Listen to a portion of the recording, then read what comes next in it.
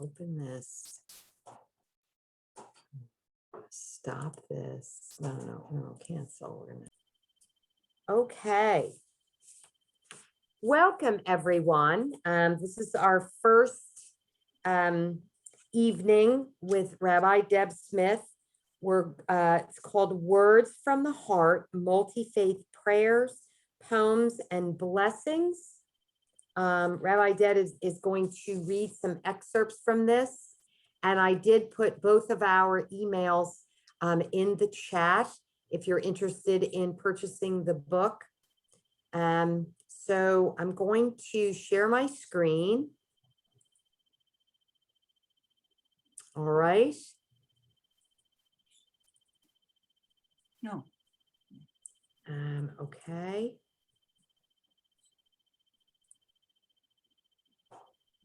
And I'm going to begin the video. All right. And Rabbi Deb, are you ready? I am.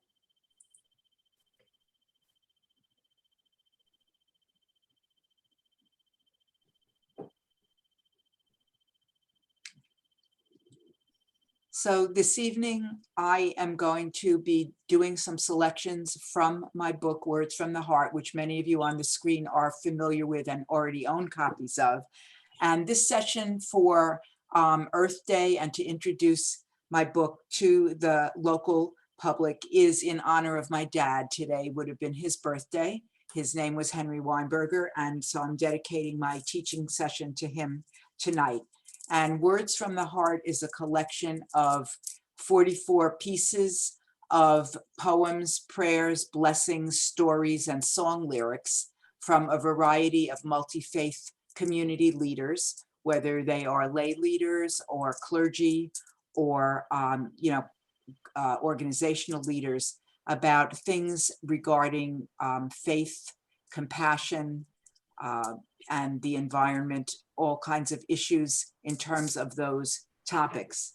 And I'm going to be sharing pieces from several different authors this evening. And I just want to tell you who they are and a little bit about them, and then we're going to begin and look at some very beautiful images as well as some excerpts from the pieces from these authors. The first piece that I'll be sharing is a song from Shannon Curtis, who's a songwriter, storyteller, speaker, and author. And I want to thank Don Fast for getting that MP3 or however you got it to Jean at the library together, or we wouldn't be enjoying her music. And Shannon's studio album entitled Revolutionary Acts of Optimism was released in 2019. And her piece is really an amazing piece about the environment. So she's our first contributing piece.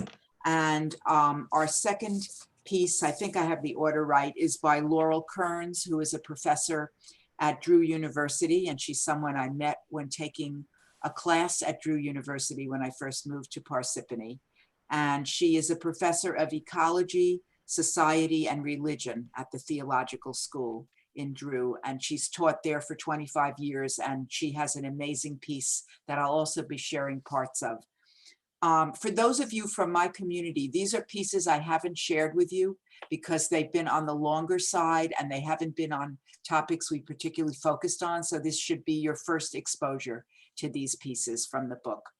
Another piece that I'll be sharing was written by Rabbi Malka-Bina Klein. She's from Philadelphia, and she is a community leader and very much an environmentalist. So her piece, I think you'll find quite interesting. I won't say anything more about it until I get to it.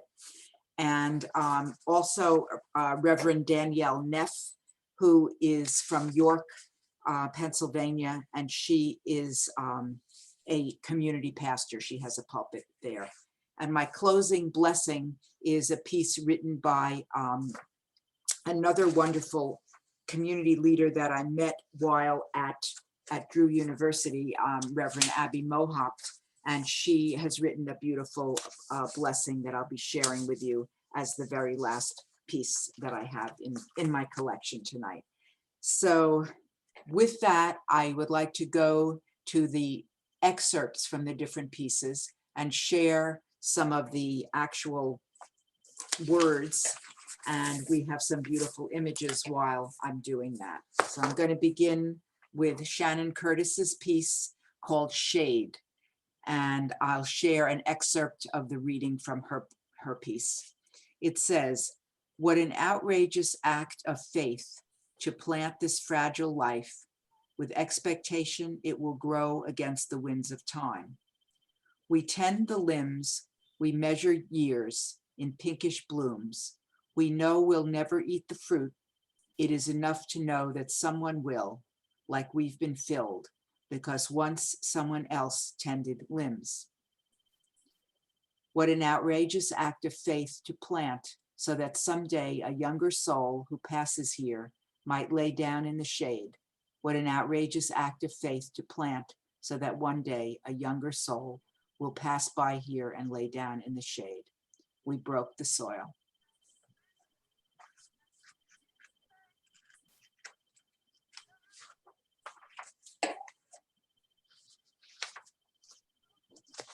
The next piece I'd like to share is one by Laurel Kearns. She's the professor from Drew. And her piece is called Conspirators, and there's a dash between con and spiriters. And I'd like to share an excerpt from this piece as well. It says, "Your presence is in this breath and our lives depend on it. May we recognize that when we pollute the air, we defile God's breath. We stifle its life-giving presence. Our actions make it so others cannot breathe easily. When polluted, this breath that gives life divides us between those who have little choice where they live, who cannot escape the choking air and the rising waters, and those who think they can escape to cleaner air, higher land. But your breath, our air, respects no boundaries, and your justice is demanded of us all. You ask us, who are your neighbors? Who are your breathmates? When we make the global atmosphere warm too much, our actions make human creatures, all creatures, suffer. When we defile God's breath with air pollution that traps heat, it robs the gift of life from species going extinct, and their songs of thanksgiving are silenced."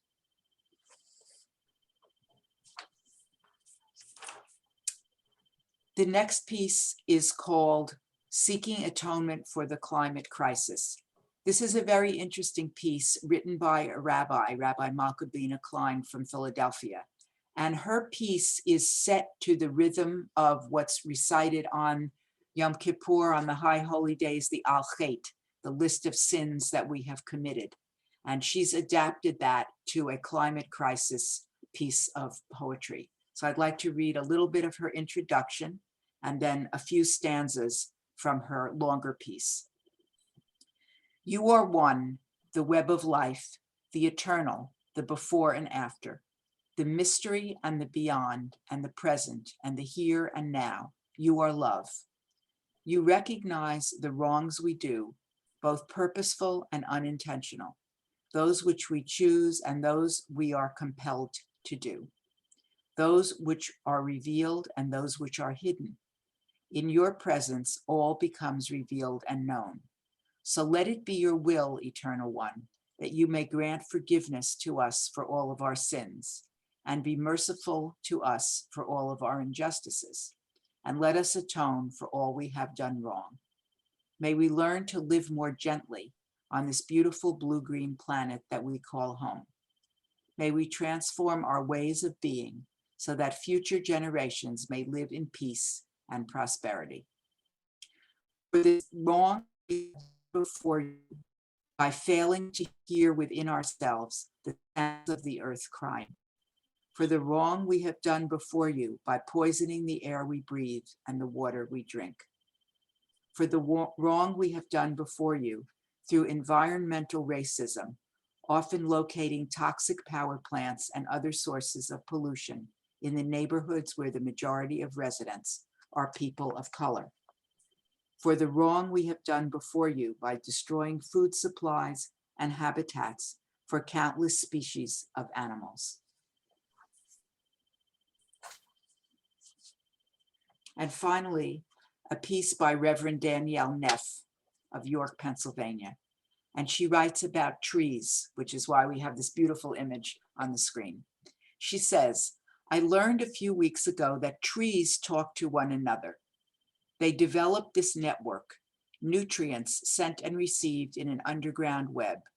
When a tree is dying, it starts to send its signals out to the rest so that they both know what danger is lurking near, and so that they have extra fortification from the dying tree to fight it off.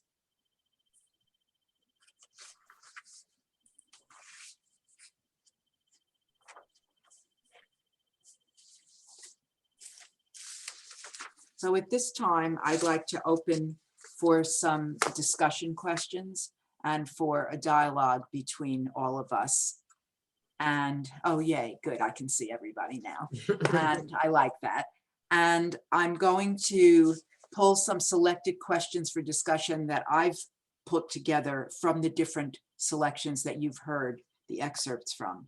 And the first one I'd like to talk about is the piece Shade by Shannon Curtis. And that was the one that is in the format of song lyrics.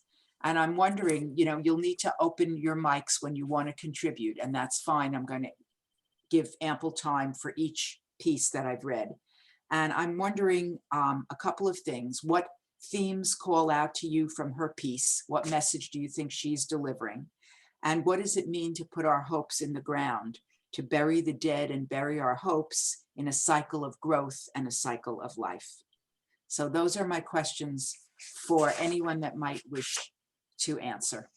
We have beautiful trees that we plant in our yards to bring shade to our backyards, to our personal space.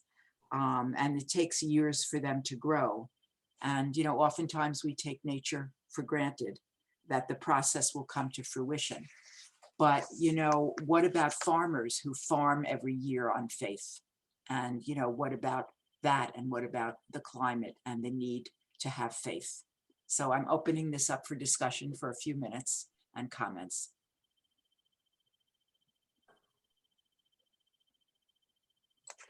Don? Well, thanks for including her song, knowing her personally, and knowing her background is in terms of almost treating music as therapy. She's written lots of music over the years that basically relate to people's experiences, and this one was really a personal experience that way. But I think it speaks very boldly to anybody that plants anything in the ground for future generations. Thank you, Don. Anybody else have any thoughts about her piece? And these pieces, all that I've selected, are very personal to the people that wrote them. They're not just sort of constructs out in the environment. They really are very personal. So I'm wondering if you have any reactions, if you've ever planted. I've planted a tree. When each of my daughters became a bat mitzvah at the age of 13, we planted a tree in our front yard of our house in honor of their coming of age in the Jewish community. And those trees are still there. I drive by my old neighborhood sometime. One of them struggled terribly, and it's a little bit of a runt of a tree, but it is still there in the front yard, and the other one did okay and survived. But if you've ever planted anything, whether it's a tree or a bush of some sort or plants, I wonder what you feel like that process is. Do you just take for granted it's going to grow? Margaret? Yeah, I think that reminds me of the story of Honey. Is that Honey, where they say, why do I plant this? You're not going to see it in your lifetime. No, you're not. You're planting it for the next. So I think it's a very hopeful, very anti-fearful type of stance to do that, because the fruition may be in our lifetime, but it's going to be in the next generations. Mm-hmm. Yeah. Marilyn? Okay, this is a personal story that dates back to when I was dating my husband. I went to Douglas College in New Brunswick, part of Rutgers, and the School of Agriculture from Rutgers is there, and there's a pond there. And when we were dating, we were walking around the pond, and there was a tree, and my husband carved our initials. I mean, it was teeny tiny. I mean, I don't even think he had a knife or whatever. Anyway, the next time we went back, the tree was dead. And I told my college roommate about it. She is a writer, and she wrote a poem for me called "The Tree is Dead, but the Love Still Lives." And I still have that. So sometimes good comes even from, a sad experience such as that. That's quite a story. Thank you for sharing that with us. And sometimes I think, the trees are not planted for enjoyment, as we think about. They're planted for making a living, or they're planted because of what they yield that's sold to sustain a family or to sustain a farmer, or to give food to those who are in need and make income. And, so those crops need to flourish to keep the economy stable. And Don? Yeah. Yeah, I just have one more comment, especially since we're celebrating Israel's 73rd birthday, and knowing you having your own personal, and many of us perhaps having personal experience of planting trees in the JNF forest is really such a wonderful experience. And again, it's for future generations. It's not just about the here and now, but looking down the road.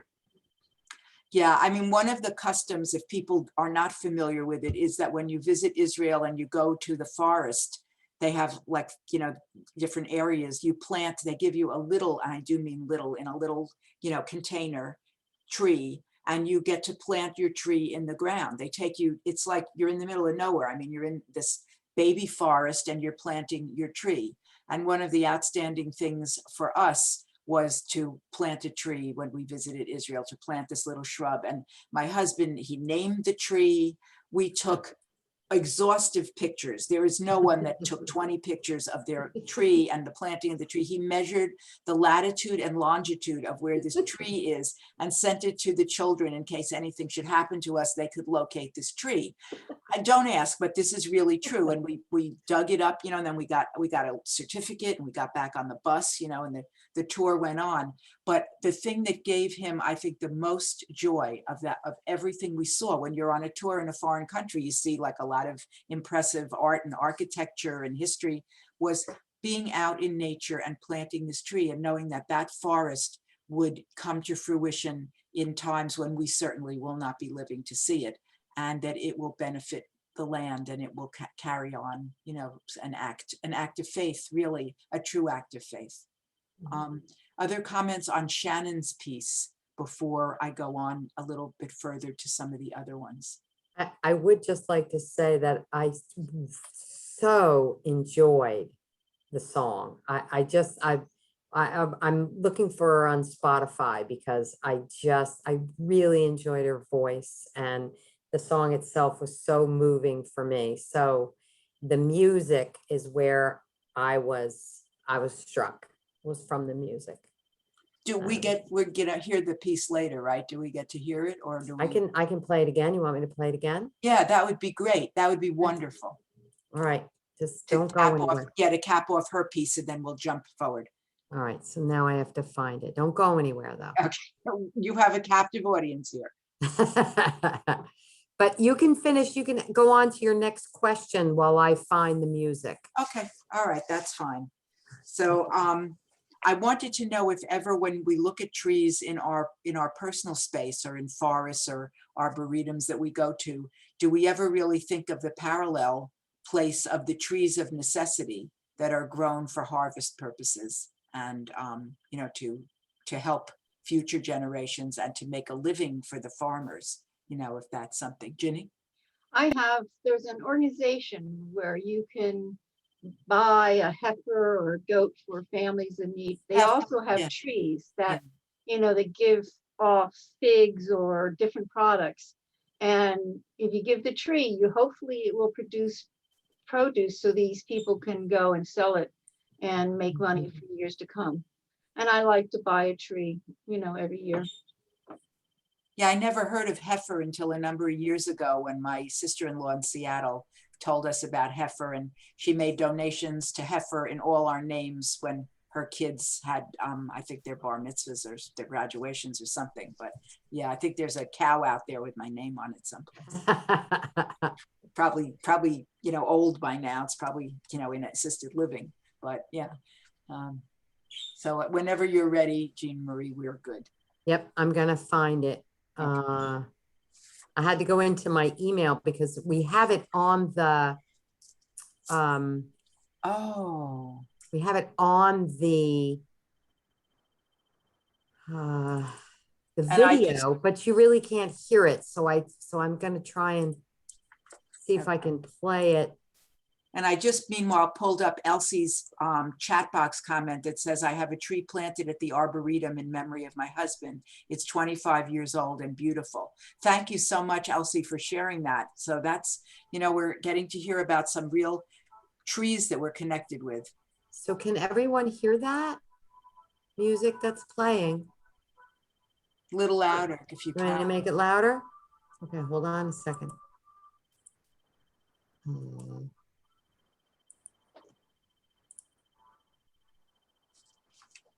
Is that better? Is that good? No, we can't hear it. And We we can't couldn't hear hear it at all. And we couldn't hear it on the video either. Okay, phew, I thought that that was me and that I had lost my hearing. Thank you for saying that. Oh, I wonder why you can't hear it. Oh, Do you want me to resend the file to no, you? no. Hold on a Okay. second. You have to share the screen? Yeah. And while you do that, hold on a second. I'm so sorry. I apologize. That's okay. This is kind of, I couldn't do it any better, so I'm not. I have to go. What about that little arrow up there? Push The orange one. that little arrow right over there. No, I was lucky because my daughter said, Mom, you need to do XYZ if you're gonna. You may need to go into sound settings. Yeah, that's what you you know, have by to the do. microphone in the lower left corner. Yeah, hold on. Yeah, this is the hardest part. Let me just open this. Okay, so close this. Oh, sorry about that. Try to open this. Goodness. Well, ask your next question. I'm so going to we- go on to the next piece because, you know, and if we can catch this at the end or in between, we can do that. But And if you want me to resend the file, just let me know or try to share it from my computer. You know, I just mean, let me if know. you, Don, if you want to Are you try able and to share play it. Don? Yeah. Well, okay, I'll see if I can do that. You know, with sharing the screen, but I found it. Ah. I found it. All right.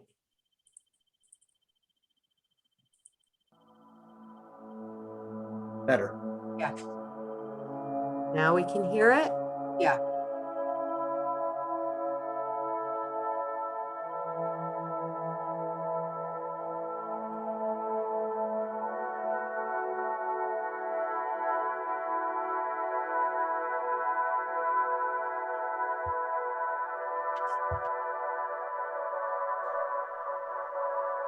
Can everyone hear it now? Oh, good. Maybe make it just a tad louder. I sure can. Yeah.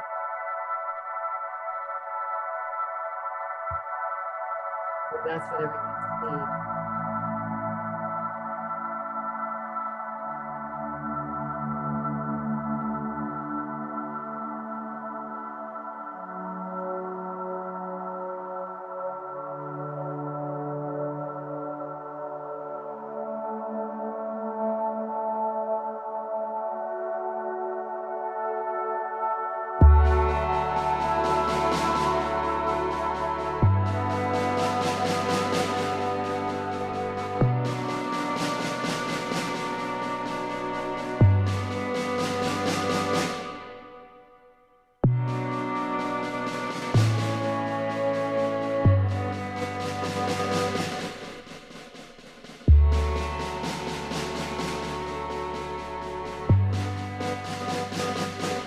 Broke the soil,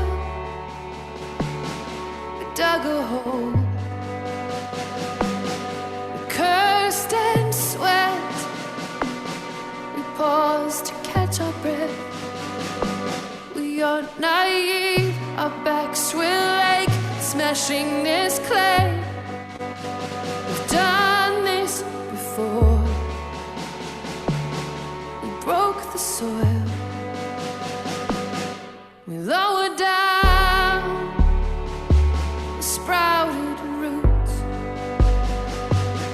We laid a bed of nourishment offered by the dead, buried beneath the blackest earth and water for its thirst. Our hopes in the ground. We lowered down. An outrageous act of faith to plant this fragile life with expectation it will grow against the winds of time. We tend the limbs, we measure years in pinkish blooms. We know we'll never eat the fruit.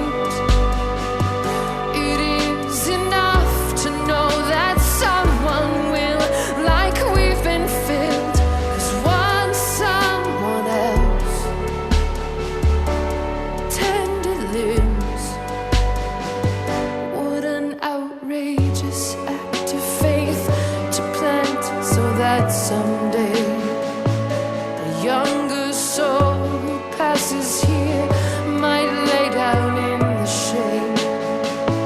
What an outrageous act of faith to plant so that one day a younger soul will pass by here and lay down in the shade. We broke the soul.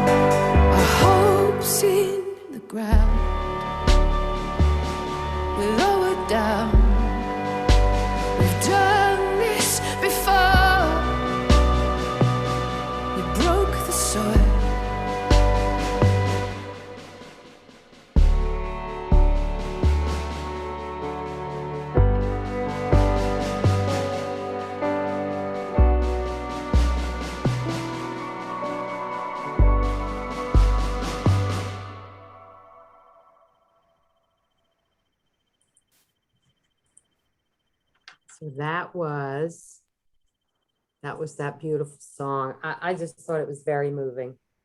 I love that song. I think it really has a lot of energy and a lot of power in it. Yep.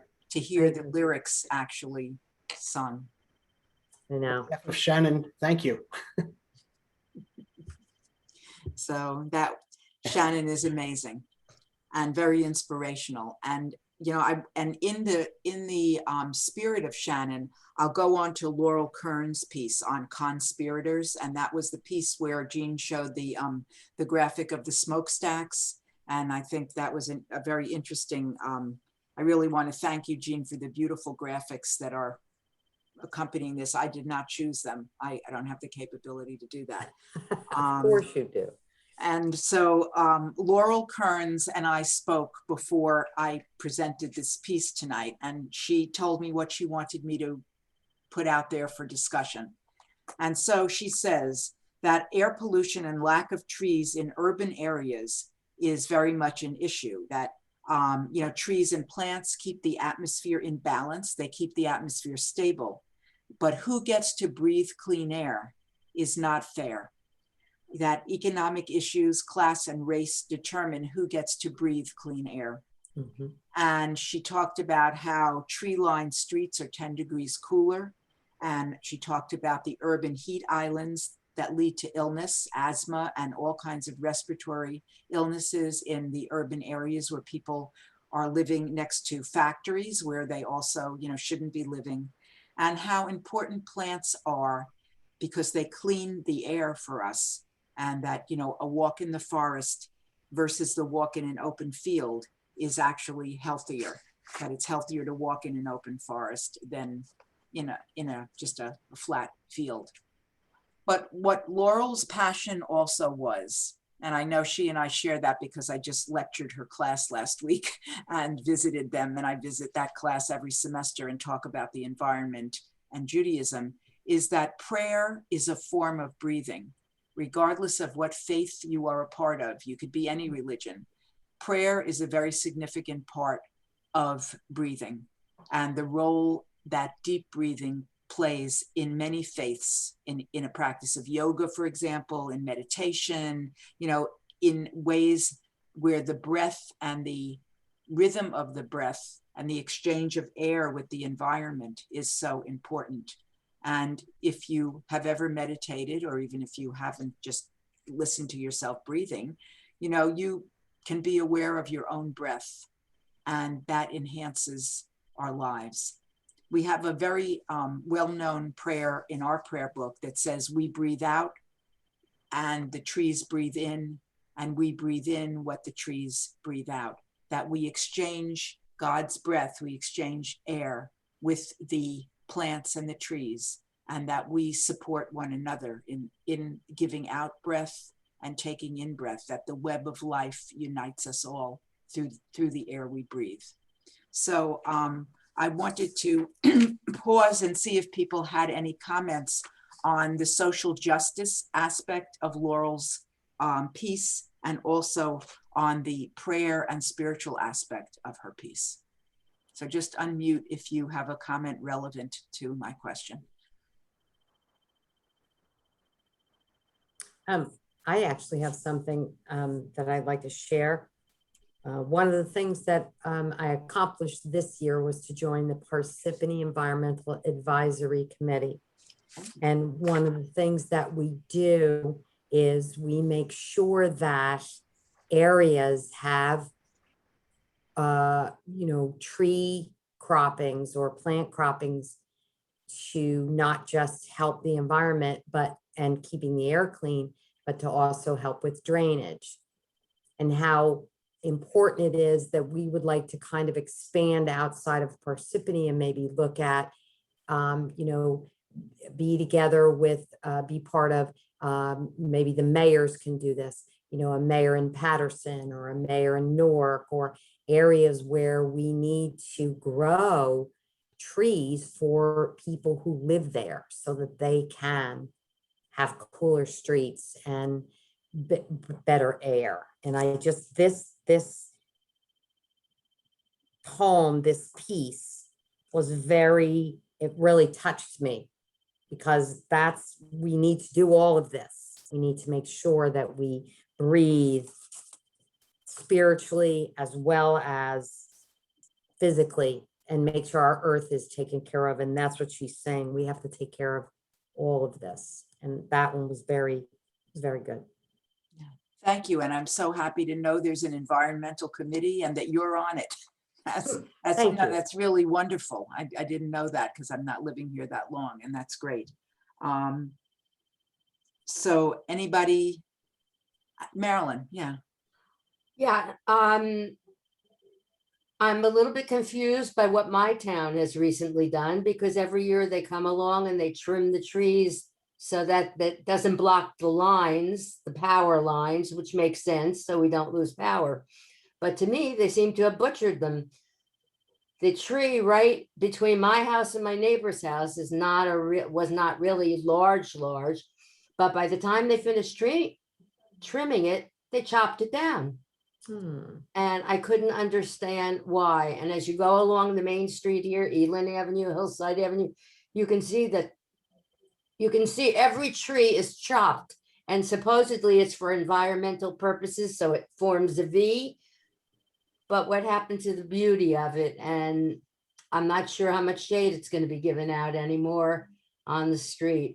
And I notice a lot of the old trees on people's properties, gigantic ones, people are cutting them down because they're probably over 50, 60, 70 years old. and they're fearing that it's going to cause a problem, with the bad weather and all. But it's disappointing to see the trees looking like this. Lori? Marilyn, I see that as I drive through New Jersey, because I do drive across the state. It seems to be each year they're taking down more and more trees. And actually, though, I will say to the other side that, I'm thinking of one particular area where I drive where it seemed like they were chopped into nothing, and they have come back. It's I think it's 3 years now, that particular area. But I agree with you that there are just so many, it looks stark is the word that I would use, because all, even though like the little branches are gone, they're just like the big limbs are there. Yeah. So and it is disheartening. But on the other hand, as I said, there's this tree that I mean, I was shocked. I really, thought it was gone. It was a goner. And it's been 3 years, and it is flowering again. So who knows? Yeah, I have seen it as well. Sister Eleanor Francis, you're unmuted, so I know you want to speak. Well, I'm a person that spent many years pruning trees, not the kind of trees you're talking about, but fruit trees. And so I would sort of have to know what kind of tree and what they're doing. And sometimes you have to prune things to an extent that looks just bad, but that's actually to encourage them to bush out more. So, I don't know about the street trees. I just know about the kind of trees that we had. Some trees need a lot more pruning than others. Thank you. I'd like to just go on to the next piece, because I have 2 more pieces and I'm watching the clock, and I'm concerned that we keep the comments, we have time for the comments, but that I can go on and cover the next piece. So the next piece I want to reference is the one by Malka-Bina Klein, Rabbi Malka-Bina Klein, and her piece is Seeking Atonement for the Climate Crisis. And that was the one where I read the introduction, and then I read some selections about, for the sin of this and for the sin of that. And it was quite a long list. It's based on the High Holiday Confessional that's read every year in Jewish communities in the fall for the High Holy Days. And it's called Al Chet in Hebrew. It means, for missing the mark. I mean, literally a chet is a missing of the mark. It's not a sin. It's when you've not been on target with something. And her piece is quite lengthy, and I excerpted a few of the things from it just to share with you when I read the selection. And so the piece itself has a formulaic rhythm to it, because it's for the wrong we have done, for the wrong we have done, for the wrong we have done, that just goes, down, down, down, down. She's adapted it. And then at the end of the piece, she says, for all these wrongs, beloved one who forgives, please forgive us, pardon us, help us atone. Do not forsake us, do not cast us away, you who brought us into being, and do not cause us the destruction that our wrongs demand. So her piece is it's a very, very powerful piece. And the question I wanted to look at in her piece, or bring up in terms of her piece, is, when you think about the web of life, and she talks about how can we live more gently on this planet, which is one question that I have. But she also talks about the earth crying. And so another question I have is, in what ways do we see the earth crying? And how does God recognize the wrongs that we do to the earth, both intentional and unintentional?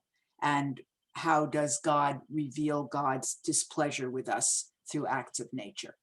This is a very, very difficult piece to unravel all those strands. So, how can we live more gently on the planet? How do we see the earth crying? And how does God recognize the wrongs that we do to the earth and reveal frustration toward humanity with those acts that are both intentional and unintentional that we do? Anyone want to tackle this one or a piece of this one? Margaret, go ahead. What strikes me is imbalance, and the imbalance in the weather, the storms, and I know we've always had severe weather, but I think everyone would agree, perhaps we've seen a torrent of these items. And I'm just thinking that maybe it's just back to simplicity. Simplicity, we talked about trees, planting trees, the greenery, everything in moderation. I think we've lost the kind of moderation piece in all this.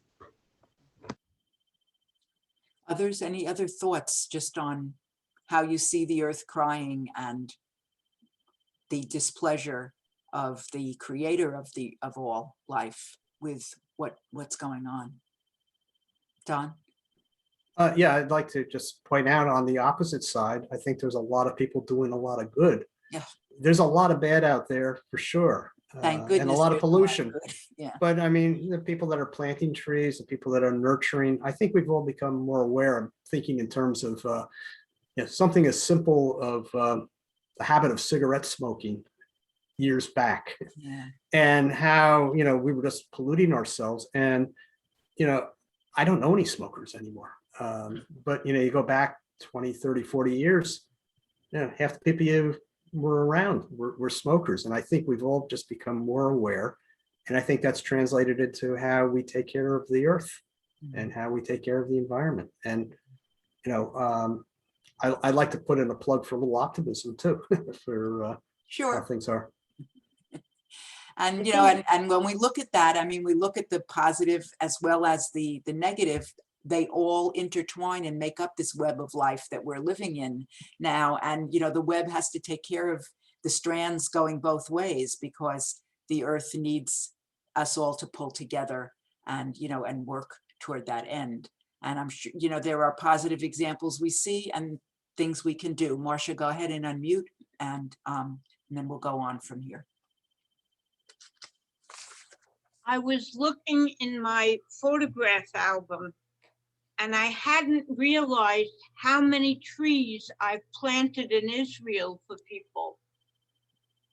Yeah, it's a nice way, isn't it, to really honor somebody's life, to do that. I have trees in the children's forest in Israel, and on occasions I will donate a tree, in honor of somebody. It's a custom. It's a great custom. I've done that also.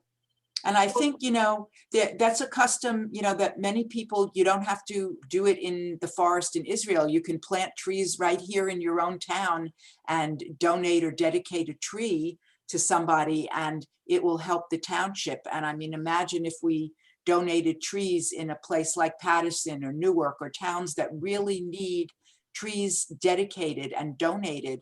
What a difference we could make. All those kids with asthma, all those people with respiratory distress, all those hot summer days where there is no refuge from the heat for those people. They're living on a heat island, and how we could change that. We could certainly change that. Yes, sorry, did you want to finish? Sorry.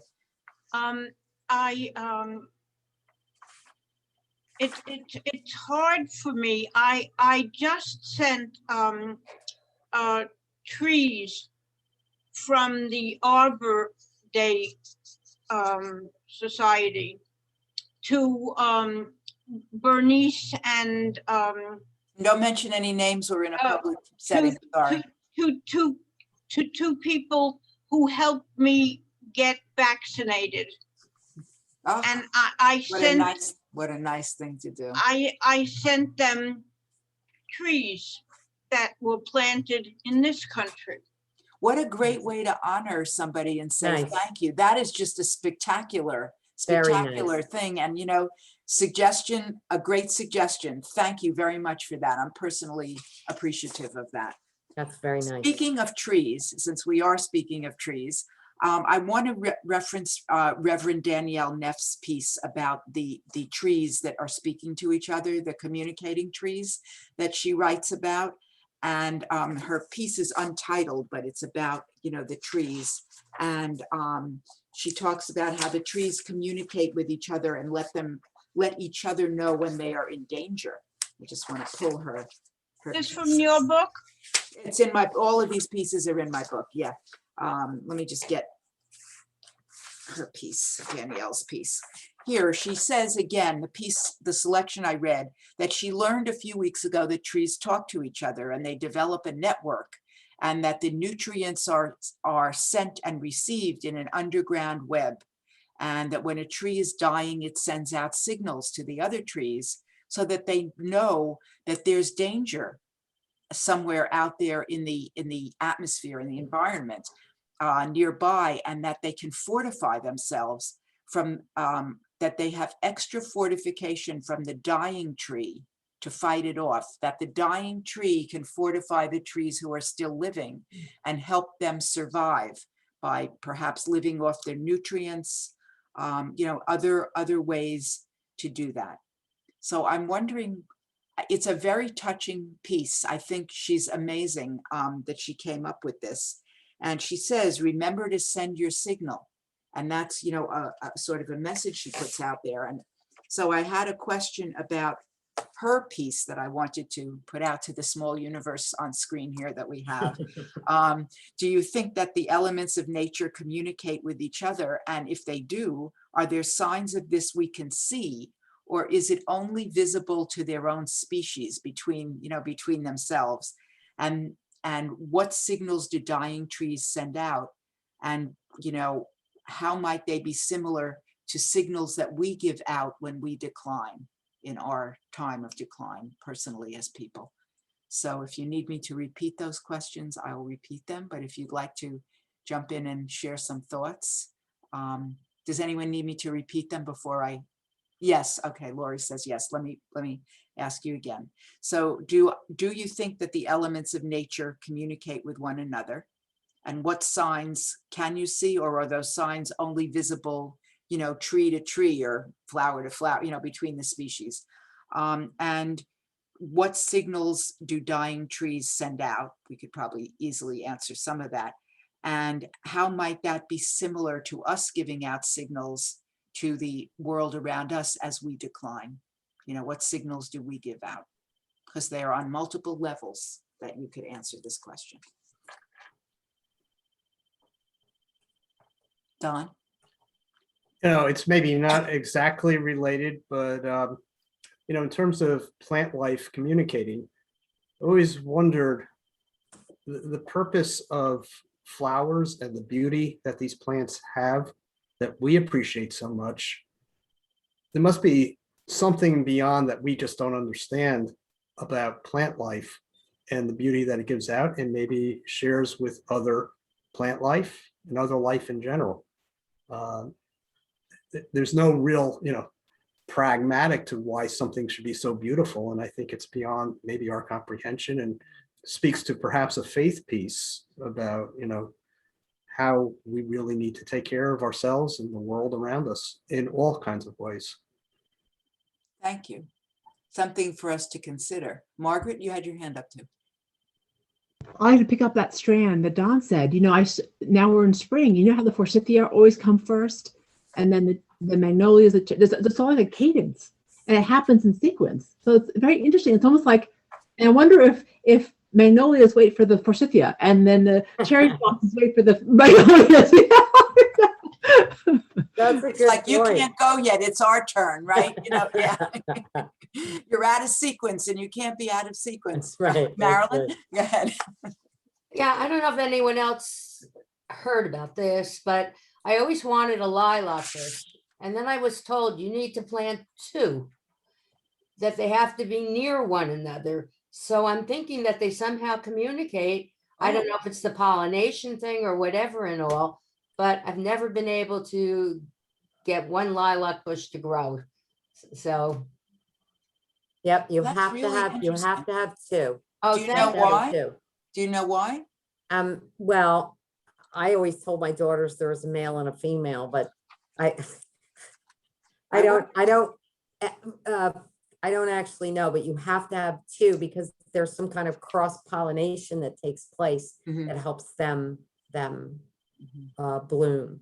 But how do you know which one's the male and which one's a female? You Well, don't. I was Not you. lucky my girls never asked me that, so I never had to answer that question, but no, I don't think that I just think there's cross-pollination. I don't think it has to do with, I think, but I know you have to have two, and I have two. So, And it's interesting, they have such a short season. mhm. You know, you got to get them at just the right time. And if you don't, you've missed it. I know, because my husband's favorite flower is the lilac. It's his Yeah. like favorite. Yeah. Marcia, and then we'll go on. My mother's favorite was the lilac, and I had 2 lilac bushes You see? right out my kitchen window. And my son, when he was smoking, used to sit on a rock by the lilac bushes. He wouldn't smoke in the house. He smoked sitting on that rock, and I still have pictures in my mind of him with the lilac bushes, and I used to cut lilacs every year for my mother. You know, I'm thinking of him, whoever he is, sitting under that tree smoking, and I'm thinking he's breathing out this pollutant, and the flower is like breathing it in. And you could laugh when you say that, oh, it doesn't affect them, it goes out into the environment. But you know that the floral life is taking in the pollution that he does not smoke anymore, and thank you for letting us know. and hasn't for years. So I other thoughts on this particular piece about the trees, Ginny?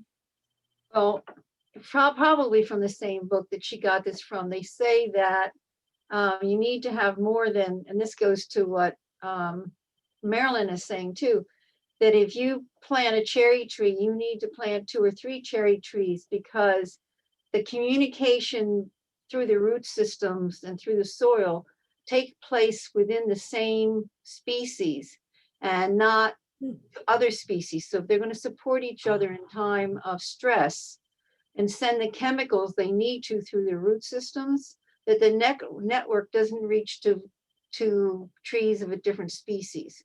That's what the book says. I don't know if it's true or not. So I have to ask you something then. So what do you think about the concept of the question I asked about what signals do we put out? Because if we're declining or in a state of decline, do we put out signals to our own species, or do we put it out to other species, and can they really take it in and hear us? Well, obviously cats and dogs do, because they have dogs and cats that know when someone's dying or has cancer or has or is not epilepsy or whatever. And cats and dogs both can do that. And I'm sure other animals can as well. We just aren't smart enough to know that. I think we do we're not as good at odor and signals that the animals pick up, but I'm sure the decline, whatever it is, gives out odors and things that the other animals pick up. And I think with the flowers, I mean, so beautiful, but obviously the colors and the movement of the plants are there to attract the pollinators. So now, do they have to be so beautiful? I don't know what all the specific beauty of all the amazing flowers and everything, or even the beauty of the birds, which we aren't really talking about. But just the color, I know the color attracts different kinds of pollinators. Different pollinators see different colors, and they'll go to those specific plants. Thank you. I didn't know that. And I guess I have a wrap-up question, because I'm conscious of the time, Jean Marie, and I'm watching my clock, is a personal question. What can each of us do to heal the earth? I mean, how, that's an appropriate sort of wrap-up question for where we are. And then I do have a closing blessing from Reverend Abby Mohop that I would like to share. She's with an organization called Green Faith, and they're a very active organization nationally. So I'm just wondering if anyone has a concept. I mean, like, the idea of the Arbor Society Association, or whatever it's called, planting trees in honor of people is really helping the environment. And I'm wondering what other things people can think of. What can we do to help the earth? So does anyone else have other thoughts in mind of what can be done. Jean Marie? Yeah. Of course I do. Sorry. Now, one of the things that's very important is, and this may not seem like a big thing, but when you're grocery shopping, look at the container. If the container has the proper numbers or whatever, so you can recycle it, that makes a big difference, because if you can't recycle it, now you're putting it in a landfill. Yeah. And that doesn't help the earth at all. But if you can recycle it, then at least you're keeping it out of the landfill, and we're reusing it. So it's a, you know, look at what you're packaging. Look at your packaging when you're buying groceries. Try not to buy things that are in styrofoam. Yeah, for sure. You know, like, just be conscious. That helps the earth more than anything, keeping things out of the landfill. Thank you. And Sister Eleanor, you were going to say something. Yes, buy things that are grown as locally as possible.